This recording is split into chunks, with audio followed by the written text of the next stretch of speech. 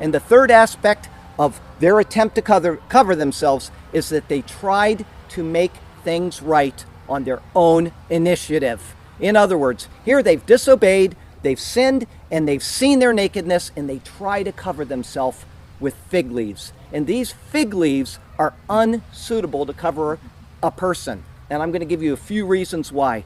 They aren't strong enough for the task. A leaf can't withstand the stress that's applied to them.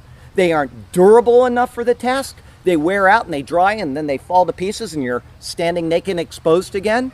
And they are not protective enough for safety because the material is not user-friendly for the hardships that we are going to face.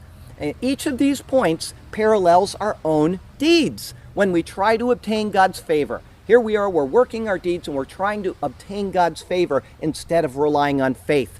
They aren't strong enough to cover our sins. Our deeds cannot hold up to the consequences of sin. They aren't durable enough for the task.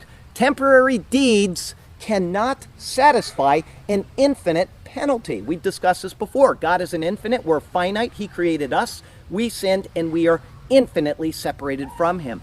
And they are not protective enough for the safety of any person. We have these fiery darts of the devil. We have internal struggles of sin. We have the weakness of our own souls. And these things cannot be overcome by our own deeds. Instead, they leave us in the same sad shape or even worse. Why? Because when we try to earn God's favor through whatever means without faith, we are saying we can do it ourselves. Pride steps in and it further separates us from God.